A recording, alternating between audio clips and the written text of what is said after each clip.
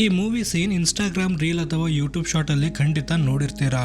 ಸ್ವಂತ ತಂದೆ ತಾಯಿ ತಮ್ಮ ಮಗಳನ್ನ ಯಾಕೆ ಸೀಮೆ ಎಣ್ಣೆ ಸುರಿದು ಸಾಯಿಸ್ತಾರೆ ಅಂತ ಈ ಮೂವಿ ಕಥೆಯಲ್ಲಿ ನೋಡೋಣ.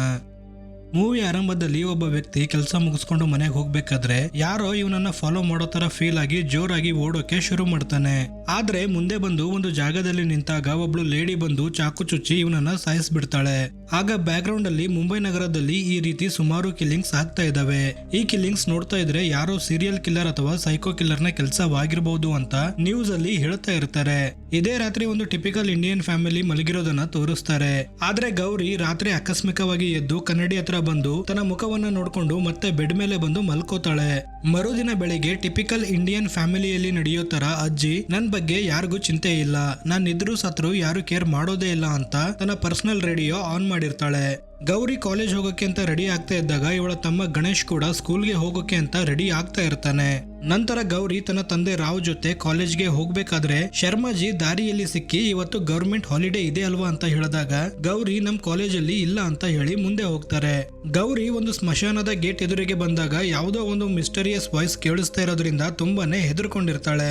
ನಂತರ ಕಾಲೇಜ್ ಮುಗಿಸ್ಕೊಂಡು ಗೌರಿ ಮನೆ ಕಡೆ ಬರ್ಬೇಕಾದ್ರೆ ಶರ್ಮಾಜಿ ಅಂಕಲ್ ಇವಳ ಮೇಲೆ ಕೆಟ್ಟ ಕಣ್ಣುಗಳು ಇಟ್ಟಿದ್ದಾನೆ ಅನ್ನೋ ವಿಷಯ ಕೂಡ ಗೊತ್ತಾಗುತ್ತೆ. ಮತ್ತೆ ಗೌರಿ ತನ್ನ ಮುಖವನ್ನ ಕನ್ನಡಿಯಲ್ಲಿ ನೋಡ್ತಾ ನಿಂತಿರ್ತಾಳೆ. ಅದೇ ರಾತ್ರಿ ಇಬ್ರು ಪೊಲೀಸ್ ಆಫೀಸರ್ಸ್ ಬೈಕ್ ಮೇಲೆ ಹೋಗ್ತಾ ಇರಬೇಕಾದ್ರೆ ಇವರನ್ನ ಯಾರೋ ಫಾಲೋ ಮಾಡ್ತಾ ಇರೋ ತರ ಫೀಲ್ ಆಗಿ ಹಿಂದೆ ನೋಡ್ತಾರೆ. ಆದ್ರೆ ಅನ್ಫಾರ್ಚುನೇಟ್ಲಿ ಹಿಂದೆ ಯಾರು ಇಲ್ದೇ ಇರೋ ಕಾರಣ ಹೆದರ್ಕೊಂಡು ಮುಂದೆ ಬಂದು ನಿಂತಾಗ ಕೆಲವು ಟೀನೇಜ್ ಹುಡುಗರು ಈ ಪೊಲೀಸ್ ಆಫೀಸರ್ ಗಳನ್ನ ಸಾಯಿಸ್ಬಿಡ್ತಾರೆ. ರಾತ್ರಿ ಗೌರಿ ಕುಟುಂಬ ಡಿನ್ನರ್ ಮಾಡ್ತಾ ಇದ್ದಾಗ ನ್ಯೂಸ್ ಅಲ್ಲಿ ಹೇಳ್ತಾರೆ ಈ ತಿಂಗಳಲ್ಲಿ ಇದು 10ನೇ ಮರ್ಡರ್ ಆಗಿದೆ.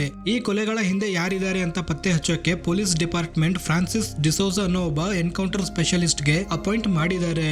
ಗೌರಿ ತುಂಬಾನೇ ಗಂಭೀರವಾಗಿರೋದು ನೋಡಿ ಇವಳ ತಾಯಿ ಏನಾಯ್ತು ಅಂತ ಕೇಳಿದಾಗ ಗೌರಿ ಏನೂ ಇಲ್ಲ, ಎಕ್ಸಾಮ್ ಹತ್ರ ಬರ್ತಿದೆ, ಎಕ್ಸಾಮ್ ಪ್ರೆಷರ್ ಅಷ್ಟೇ ಅಂತ ಹೇಳಿ ಅಲ್ಲಿಂದ ಎದ್ದು ಹೋಗ್ತಾಳೆ. ರಾತ್ರಿ ಎಲ್ಲರೂ ಮಲ್ಕೊಂಡಾಗ ಗೌರಿ ಮತ್ತೆ ಎದ್ದು ಎಲ್ಲರನ್ನ ದಾಟ್ಕೊಂಡು ಹೊರಗಡೆ ಬಂದಾಗ ಕಬೋರ್ಡ್ ಅಲ್ಲಿ ಶಬ್ದ ಆಗೋದನ್ನ ಕೇಳಿ ಎಲ್ಲರೂ ಎದ್ದು ಅದನ್ನ ಓಪನ್ ಮಾಡಿ ನೋಡ್ತಾರೆ. ಆದ್ರೆ ಈ ಕಬೋರ್ಡ್ ಅಲ್ಲಿ ಗೌರಿ ಯಾರಿಂದನೂ ತುಂಬಾನೇ ಹೆದರ್ಕೊಂಡು ಕೂತಿರೋ ತರ ಕಾಣಿಸುತ್ತೆ.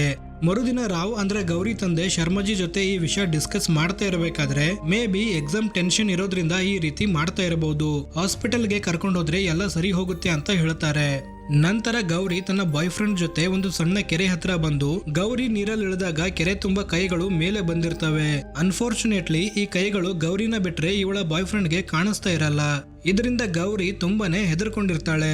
ಅದಕ್ಕೆ ಹಾಸ್ಪಿಟಲ್ಗೆ ತಂದು ಕನ್ಸಲ್ಟ್ ಮಾಡ್ತಾ ಇರಬೇಕಾದ್ರೆ ಗೌರಿಗೆ ಏನ್ ಪ್ರಾಬ್ಲಮ್ ಇದೆ, ಇದಕ್ಕೆ ಸೊಲ್ಯೂಷನ್ ಏನು ಅಂತ ಕರೆಕ್ಟ್ ಆಗಿ ಹೇಳದೆ ಡಾಕ್ಟರ್ ನರ್ಸ್ ಜೊತೆ ಸನ್ನೆ ರೊಮ್ಯಾನ್ಸ್ ಮಾಡ್ತಾ ಇರ್ತಾನೆ. ಅದಕ್ಕೆ ರಾವ್ ಗೌರಿನ ಮನೆ ಕರ್ಕೊಂಡ್ ಬಂದು ನೀನು ನಾಟಕ ಮಾಡ್ತಾ ಇದೀಯಾ ಅಥವಾ ನಿಜವಾಗ್ಲೂ ಏನಾದ್ರೂ ಆಗಿದೆಯಾ ಅಂತ ಕೇಳಿದಾಗ ಗೌರಿ ಅಳೋಕೆ ಶುರು ಮಾಡ್ತಾಳೆ. ಮತ್ತೆ ರಾತ್ರಿ ಎಲ್ರು ಮಲ್ಕೊಂಡಾಗ ಗೌರಿ ಎದ್ದು ಹೊರಗಡೆ ಬಂದಾಗ ಮನೆಯಲ್ಲಿರೋ ಎಲ್ಲ ವ್ಯಕ್ತಿಗಳು ಇವಳನ್ನ ಗುರಾಯಿಸ್ತಾ ಇರೋ ತರ ಹಾಲೋಸಿನೇಷನ್ ಆಗೋಕೆ ಶುರು ಆಗಿರುತ್ತೆ. ಅದಕ್ಕೆ ಗೌರಿ ನಿದ್ದೆಯಿಂದ ಎದ್ದು ಅಳತಾ ಕೂತಾಗ ಮನೆಯವರೆಲ್ಲರೂ ಏನಾಯ್ತು ಅಂತ ಕೇಳ್ತಾ ಇದ್ರು. ಗೌರಿ ಏನು ಉತ್ತರ ಕೊಡೋದಿಲ್ಲ. ಅದಕ್ಕೆ ಮತ್ತೆ ಹಾಸ್ಪಿಟಲ್ಗೆ ಕರ್ಕೊಂಡ್ ಬಂದಾಗ ಗೌರಿ ನರ್ಸ್ಗೆ ಗುರಾಯಿಸ್ತಾ ಇರ್ತಾಳೆ. ಗೌರಿ ಲಕ್ಷಣ ಸರಿ ಇಲ್ಲ ಅಂತ ತಿಳಿದು ನರ್ಸ್ ಹೊರಗಡೆ ಹೋಗ್ಬೇಕಾದ್ರೆ ಡಾಕ್ಟರ್ ಒಳಗಡೆ ಬಂದಾಗ ಗೌರಿ ಇವನನ್ನು ಕೂಡ ಹಾಗೆ ನೋಡ್ತಾ ಇರ್ತಾಳೆ. ಆಗ ಡಾಕ್ಟರ್ ಇಂಜೆಕ್ಷನ್ ಮಾಡ್ಬೇಕು ಅಂದಾಗ ಅವನ ಕೈ ಹಿಡಿದು ನಾನು ನಿನ್ನ ನರ್ಸ್ ಇಲ್ಲ, ಏನ್ ತಿವಿದ್ರು ತಿವಿಸ್ಕೊಳ್ಳೋಕೆ ಅಂತ ಹೇಳಿ ಕಿರುಚೋಕೆ ಶುರು ಮಾಡ್ತಾಳೆ. ಆಗ ರಾವ್ ಒಳಗಡೆ ಬಂದು ಡಾಕ್ಟರ್ಗೆ ಹಿಗ್ಗಮುಗ್ಗ ಹೊಡೆದು ಗೌರಿನ ಕರ್ಕೊಂಡು ಹೋಗ್ತಾನೆ. ನಂತರ ಗೌರಿ ತನ್ನ ಬಾಯ್ ಫ್ರೆಂಡ್ ಜೊತೆ ಡೇಟ್ಗೆ ಬಂದಾಗ ನನ್ನ ದೇಹದಲ್ಲಿ ಬೇರೆ ಯಾರೋ ಇದ್ದಾರೆ ಅಂತ ಫೀಲ್ ಆಗ್ತಾ ಇರುತ್ತೆ ಅಂತ ಹೇಳಿದಾಗ ಬಾಯ್ ಫ್ರೆಂಡ್ ಈ ಮಾತ್ ಕೇಳಿ ನಗ್ತಾ ಇರ್ತಾನೆ. ಅದಕ್ಕೆ ಗೌರಿ ಒಂದು ಸೀರಿಯಸ್ ಲುಕ್ ಕೊಟ್ಟಾಗ ಬಾಯ್ ಫ್ರೆಂಡ್ ನ ನಗು ನಿಂತೋಗುತ್ತೆ. ಇದೆಲ್ಲ ಆದ್ಮೇಲೆ ಗೌರಿ ಮನೆಯಲ್ಲಿ ತನ್ನ ತಾಯಿಗೆ ಬೈಯೋಕ್ ಶುರು ಮಾಡ್ತಾಳೆ. ಯಾವ ರೀತಿ ಬೈತಾಳೆ ಅಂದ್ರೆ ಹುಡುಗರು ಯಾವ ರೀತಿ ಬೈತಾರೋ ಅದೇ ರೀತಿ ಇವಳು ಕೂಡ ಬೈತಾ ಇರ್ತಾಳೆ. ಇವಳ ತಂದೆ ರಾವ್ ಎದುರುಗಡೆ ಬಂದ್ರು ಕೂಡ ತಂದೆ ಎದುರುಗಡೆನೆ ತನ್ನ ತಾಯಿಯನ್ನ ಬೈತಾ ಇರ್ತಾಳೆ. ಗೌರಿಯ ಈ ಅವತಾರ ನೋಡಿ ಮನೆ ಮಂದಿಗೆಲ್ಲ ತುಂಬಾನೇ ಶಾಕ್ ಆಗುತ್ತೆ. ನಂತರ ರಾವ್ ಗೌರಿ ಅಂತ ಜೋರಾಗಿ ಕಿರುಚಿದಾಗ ಗೌರಿ ಏನಾಯ್ತು, ನಾನೇನಾದ್ರೂ ಮಾಡೋದ್ನ ಅಂತ ಪ್ರಶ್ನೆ ಮಾಡ್ತಾಳೆ. ಇದನ್ನ ನೋಡಿ ಏನ್ ಮಾಡ್ಬೇಕು ಅಂತ ಗೊತ್ತಾಗದೆ ರಾವ್ ಶರ್ಮಾಜಿ ಹತ್ರ ಬಂದು ಏನಾದ್ರೂ ಸೊಲ್ಯೂಷನ್ ಇದ್ರೆ ಹೇಳಿ ಅಂತ ಕೇಳ್ತಾ ಇರ್ತಾನೆ. ಅದಕ್ಕೆ ಶರ್ಮಾಜಿ ನೀವು ಗೌರಿನ ಒಂದ್ಸರಿ ಮಾಂತ್ರಿಕನ ಹತ್ರ ಕರ್ಕೊಂಡು ಹೋಗಿ ಅಂತ ಹೇಳಬೇಕಾದ್ರೆ ಗೌರಿ ಬಂದು ಶರ್ಮಾಜಿಗೆ ಹೊಡಿಯೋಕೆ ಶುರು ಮಾಡ್ತಾಳೆ. ಯಾಕಂದ್ರೆ ಶರ್ಮಾಜಿ ಯಾವಾಗ್ಲೂ ಗೌರಿ ಬಗ್ಗೆ ಯೋಚನೆ ಮಾಡ್ತಾ ತಮ್ಮನನ್ನ ಕೈಯಲ್ಲಿ ಹಿಡ್ಕೊಂಡು ಅಲ್ಲಾಡಿಸ್ತಾ ಇರ್ತಾನೆ. ಗೌರಿ ಶರ್ಮಾಜಿನ ಹೊಡಿಬೇಕಾದ್ರೆ ರಾವ್ ಹೇಗೋ ಮಾಡಿ ಗೌರಿನ ತಡಿತಾನೆ. ನಂತರ ಗೌರಿನ ಕರ್ಕೊಂಡು ಒಬ್ಬ ಮಾಂತ್ರಿಕನ ಹತ್ರ ಬಂದಾಗ ಈ ಮಾಂತ್ರಿಕ ಗೌರಿನ ನೋಡ್ತಿದ್ದಂಗೆ ಇವಳ ದೇಹದಲ್ಲಿ ಒಂದು ಆತ್ಮ ಇದೆ ಅಂತ ಗೊತ್ತಾಗಿ ಹೊಡಿಯೋಕೆ ಶುರು ಮಾಡ್ತಾನೆ.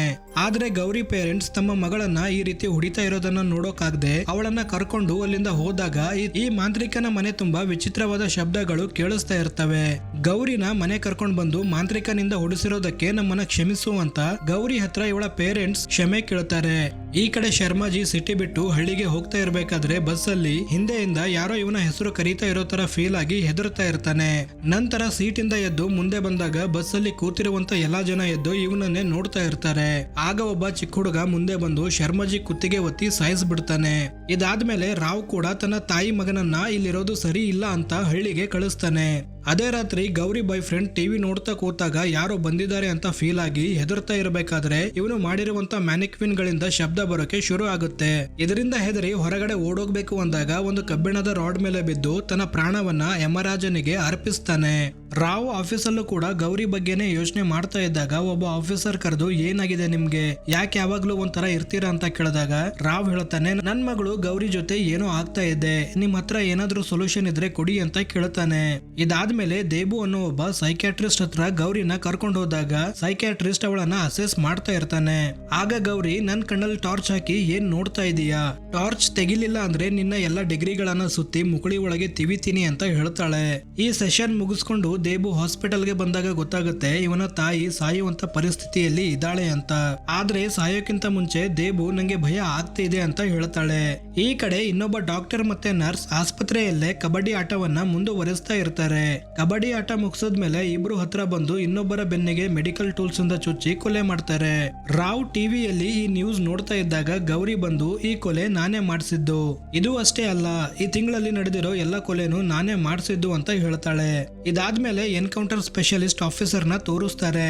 ಫ್ರಾನ್ಸಿಸ್ ಹೊರಗಡೆ ಒಬ್ಬ ಡೇರಿಂಗ್ ಪೊಲೀಸ್ ಆಫೀಸರ್, ಆದ್ರೆ ಪರ್ಸನಲಿ ಒಬ್ಬ ಚೀಟರ್ ಕೂಡ ಆಗಿರ್ತಾನೆ. ಯಾಕಂದ್ರೆ ಮದುವೆಯಾಗಿ ಮನೆಯಲ್ಲಿ ಹೆಂಡತಿ ಇದ್ರೂ ಕೂಡ ಹೊರಗಡೆ ಅಫೇರ್ ನಡೆಸ್ತಾ ಇರ್ತಾನೆ. ಈ ವಿಷಯವನ್ನ ಹೆಂಡತಿಗೆ ಗೊತ್ತಾಗಿರೋದ್ರಿಂದ ಜಗಳ ಮಾಡ್ತಾ ಇರಬೇಕಾದ್ರೆ ಅವಳನ್ನ ಹೊಡೆದು ಸ್ಟೇಷನ್ಗೆ ಬರ್ತಾನೆ. ರಾವ್ ಸ್ಟೇಷನ್ಗೆ ಬಂದು ಇಲ್ಲಿವರೆಗೂ ನಡೆದಿರೋ ಎಲ್ಲಾ ಕೊಲೆಗಳು ನನ್ನ ಮಗಳು ಗೌರಿನೇ ಮಾಡಿದ್ದು ಅಂತ ಹೇಳಿದಾಗ ರಾವ್ಗೆ ಎಲ್ಲೋ ತಲೆ ಕೆಟ್ಟಿರಬಹುದು ಅಂತ ಹೊರಗಡೆ ಕಳಿಸ್ತಾನೆ. ಆದ್ರೆ ರಾವ್ ಕೊಲೆಯಾಗಿರೋ ಕೆಲವು ವ್ಯಕ್ತಿಗಳ ಡೀಟೇಲ್ಸ್ ಮತ್ತೆ ಯಾವ ರೀತಿ ಕೊಲೆಯಾದ್ರು ಅಂತ ಹೇಳ್ತಿರ್ಬೇಕಾದ್ರೆ ಫ್ರಾನ್ಸಿಸ್ ಅವನನ್ನ ಕರೆದು ಈ ಡೀಟೇಲ್ಸ್ ನಾವು ಪಬ್ಲಿಕ್ ಮಾಡೇ ಇಲ್ಲ, ಇದೆಲ್ಲ ನಿನಗೆ ಹೇಗೆ ಗೊತ್ತು ಅಂತ ಕೇಳಿದಾಗ ರಾವ್ ಹೇಳ್ತಾನೆ, ನಾನ್ ಹೇಳ್ತಿರೋದು ನಿಜ ಸರ್, ಈ ಕೊಲೆಗಳನ್ನೆಲ್ಲ ಮಾಡಿದ್ದು ನನ್ನ ಮಗಳು ಗೌರಿನೇ ಅಂತ. ಅದಕ್ಕೆ ಫ್ರಾನ್ಸಿಸ್ ರಾವ್ ಜೊತೆ ಇವರ ಮನೆಗೆ ಬಂದು ಗೌರಿ ಜೊತೆ ಮಾತಾಡ್ಬೇಕಾದ್ರೆ ಗೌರಿ ಒಬ್ಬ ಪುರುಷನ ಧ್ವನಿಯಲ್ಲಿ ಮಾತಾಡ್ತಾಳೆ. ಗೌರಿ ಹೇಳ್ತಾಳೆ, ನನ್ನ ಹೆಸರು ಬಾಬು ಅಂತ, ನಾನೊಬ್ಬ ಸೈಕೋ ಕಿಲ್ಲರ್. ಆ ರಾತ್ರಿ ನೆನ್ಪಿದೆಯಾ, ನಾನು ನೀನು ಇಬ್ರೇ ಇದ್ವಿ, ಆಗ ನೀನು ನನ್ನ ಎನ್ಕೌಂಟರ್ ಮಾಡಿ ಸಾಯಿಸ್ಬಿಟ್ಟೆ.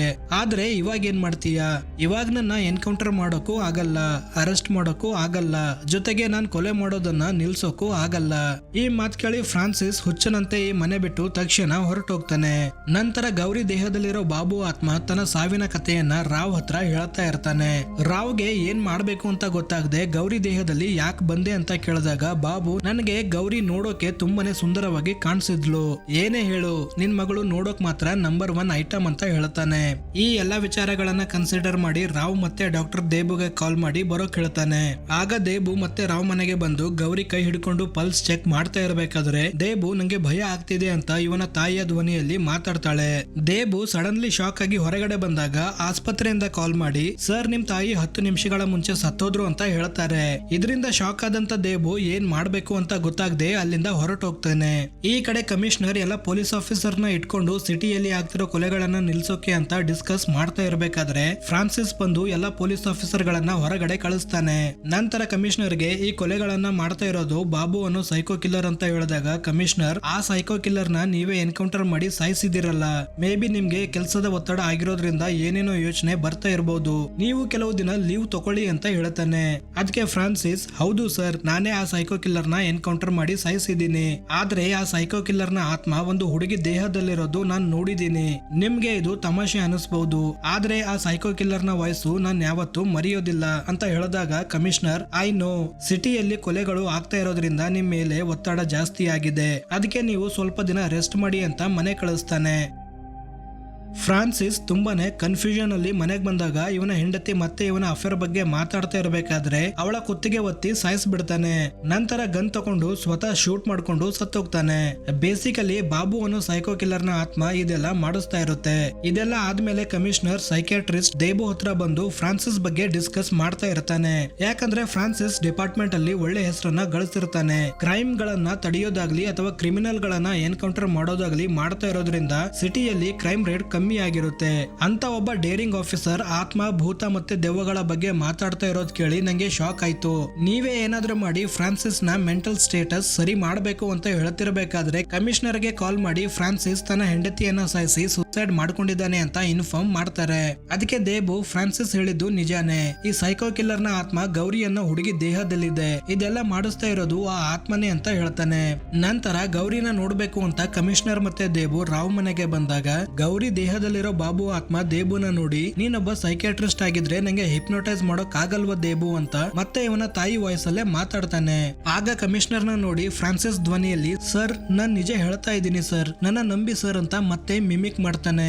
ಅದಕ್ಕೆ ಕಮಿಷನರ್, ನೀನ್ ಇಲ್ಲಿದ್ರೆ ಸಿಟಿಯಲ್ಲಿ ಯಾರ್ ಕೊಲೆ ಮಾಡ್ತಾ ಇರೋದು ಅಂತ ಕೇಳಿದಾಗ ಬಾಬು ಹೇಳ್ತಾನೆ, ಸತ್ ಮೇಲೆ ಸುಮಾರು ಜನ ನನ್ನ ಫ್ರೆಂಡ್ಸ್ ಆಗಿದ್ದಾರೆ, ಅದಕ್ಕೆ ನಾನ್ ಎಲ್ಲೇ ಇದ್ರು ಏನ್ ಬೇಕಾದ್ರೂ ಮಾಡಿಸಬಹುದು, ಜೊತೆಗೆ ಇವತ್ ರಾತ್ರಿ ಮತ್ತೆ 3 ಜನರನ್ನ ಸಾಯಿಸ್ತೀನಿ, ನನ್ನ ಹಿಡಿಯೋಕೆ ಯಾರಿಂದನೂ ಸಾಧ್ಯನೇ ಇಲ್ಲ, ಇವಾಗ ನನ್ ಗೇಮ್ ಅಲ್ಲಿ ಯಾರಿಗೂ ಅಡ್ಡ ಬರೋಕೆ ಆಗೋದೇ ಇಲ್ಲ, ನನ್ನ ಏನಾದ್ರೂ ಮಾಡ್ಬೇಕು ಅಂದ್ರೆ ಗೌರಿ ದೇಹಕ್ಕೆ ಟಾರ್ಚರ್ ಕೊಡ್ಬೇಕು, ನನ್ ಗೊತ್ತಿರೋ ಹಾಗೆ ಗೌರಿ ದೇಹಕ್ಕೆ ನೀವೇನು ಮಾಡೋಕ್ ಆಗಲ್ಲ ಅಂತ ಹೇಳ್ತಾನೆ. ಇದೆಲ್ಲ ಕೇಳಿ ಏನ್ ಮಾಡ್ಬೇಕು ಅಂತ ಹೊರಗಡೆ ಬಂದು ಯೋಚನೆ ಮಾಡ್ಬೇಕಾದ್ರೆ ಮಾಂತ್ರಿಕನ ಬಗ್ಗೆ ನೆನಪಾಗಿ 4 ಜನ ಬಂದು ಏನಾದ್ರೂ ಸೊಲ್ಯೂಷನ್ ಕೊಡಿ ಅಂತ ಕೇಳ್ತಾರೆ. ಅದಕ್ಕೆ ಆ ಮಾಂತ್ರಿಕ ಹೇಳ್ತಾನೆ, ಗೌರಿ ದೇಹದಲ್ಲಿರೋದು ಒಂದು ಸೈಕೋ ಕಿಲ್ಲರ್ ನ ಆತ್ಮ, ಈ ಆತ್ಮ ಸ್ವಂತ ದೇಹದಲ್ಲಿದ್ದಾಗಲೇ ಜನಗಳನ್ನ ಸಾಯಿಸ್ತಾ ಇತ್ತು, ಈಗ ಬೇರೆ ದೇಹದಲ್ಲಿರ್ಬೇಕಾದ್ರೆ ಈ ಆತ್ಮವನ್ನ ಯಾರು ಕೂಡ ತಡೆಯೋಕ್ಕಾಗಲ್ಲ, ಯಾಕಂದ್ರೆ ಈ ಆತ್ಮ ಗೌರಿ ದೇಹ ಬಿಟ್ಟು ಎಲ್ಲೂ ಹೋಗಲ್ಲ, ಅದಕ್ಕೆ ಈ ಆತ್ಮವನ್ನ ಸಂಪೂರ್ಣವಾಗಿ ನಾಶ ಮಾಡಬೇಕು ಅಂದ್ರೆ ಈ ಆತ್ಮ ಇರೋ ದೇಹವನ್ನ ನಾಶ ಮಾಡಬೇಕು ಅಂತ ಹೇಳ್ತಾ ಇರಬೇಕಾದ್ರೆ ಮಂತ್ರವಾದಿ ಕೂಡ ಗಾಳಿಯಲ್ಲಿ ತೇಲಾಡ್ತಾ ಕೆಳಗ್ ಬಿದ್ದು ಸತ್ತೋಗ್ತಾನೆ. ಈ 4 ಜನ ಏನ್ ಮಾಡ್ಬೇಕು ಅಂತ ಗೊತ್ತಾಗದೆ ಕಾರಲ್ಲಿ ಬರ್ಬೇಕಾದ್ರೆ ದೇಬು ಆ ಮಂತ್ರವಾದಿ ಹೇಳಿದ್ದು ಸರಿ ಇದೆ, ಆ ಸೈಕೋ ಕಿಲ್ಲರ್ ನ ಆತ್ಮ ನಾಶ ಮಾಡ್ಬೇಕು ಅಂದ್ರೆ ಆ ಆತ್ಮ ಇರೋ ದೇಹ ಅಂದ್ರೆ ಗೌರಿ ದೇಹವನ್ನ ನಾಶ ಮಾಡಬೇಕು ಅಂತ ಹೇಳ್ತಾನೆ. ರಾವ್ ಈ ಮಾತ್ ಕೇಳಿ ತುಂಬಾನೇ ಎಮೋಷನಲ್ ಆಗಿ ನನ್ ಮಗಳನ್ನ ಸಾಯಿಸು ಅಂತ ಹೇಳ್ತಾ ಇದ್ದೀರಾ ನೀವು ಅಂತ ಕೇಳ್ತಾನೆ. ಅದಕ್ಕೆ ದೇಬು, ಇವಾಗ ಗೌರಿ ನಿಮ್ ಮಗಳಲ್ಲ, ಅವಳ ದೇಹದಲ್ಲಿ ಬೇರೆ ಒಂದು ಆತ್ಮ ಇದೆ, ಗೌರಿ ಬದುಕಿರೋವರೆಗೂ ಆ ಆತ್ಮ ಅವಳ ದೇಹ ಬಿಟ್ಟು ಹೋಗೋದಿಲ್ಲ, ಇಂಥ ಸಂದರ್ಭದಲ್ಲಿ ಗೌರಿಗೆ ಯಾವ ಭವಿಷ್ಯ ಕೂಡ ಇಲ್ಲ, ಅದು ಅಲ್ಲದೆ ಪ್ರತಿದಿನ ಈ ಸೈಕೋ ಕಿಲ್ಲರ್ ನ ಆತ್ಮ ಸಾಮಾನ್ಯ ಜನರನ್ನ ಸಾಯಿಸ್ತಾನೆ ಇರುತ್ತೆ, ಇದಕ್ಕೆ ಕೇವಲ ಒಂದೇ ಸೊಲ್ಯೂಷನ್ ಇರೋದು, ಅದೇ ಗೌರಿ ದೇಹವನ್ನ ನಾಶ ಮಾಡೋದು, end of the day Gauri ನಿಮ್ ಮಗಳು, ಏನ್ ಮಾಡ್ಬೇಕು ಅಂತ ನೀವೇ ಡಿಸೈಡ್ ಮಾಡಿ ಅಂತ ಹೇಳ್ತಾನೆ.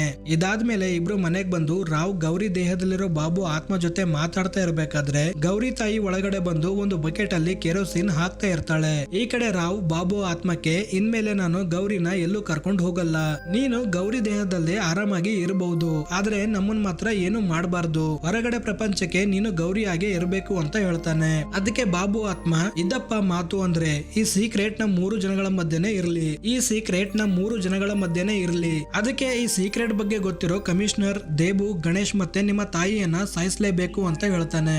ಆಗ ಗೌರಿ ತಾಯಿ ಹಿಂದೆಯಿಂದ ಬಂದು ಇವಳ ಮೇಲೆ ಸೀಮೆ ಎಣ್ಣೆ ಸುರಿದು ಬೆಂಕಿ ಹಚ್ಚಿ ಹೊರಗಡೆ ಓಡ್ ಬರ್ತಾರೆ. ತಮ್ಮ ಮಗಳನ್ನ ತಮ್ಮ ಕೈಯಾರೆ ಸುಟ್ಟು ಸಾಯಿಸ್ತಾ ಇದೀವಿ ಅನ್ನೋ ಒಂದು ನೋವು ರಾವ್ ಮತ್ತೆ ಇವನ ಹೆಂಡತಿ ಮುಖದ ಮೇಲೆ ಕ್ಲಿಯರ್ ಆಗಿ ಕಾಣಿಸ್ತಾ ಇರುತ್ತೆ.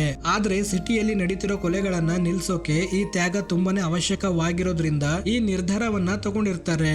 ಇಲ್ಲಿಗೆ ಈ ಮೂವಿ ಕೂಡ ಎಂಡ್ ಆಗುತ್ತೆ.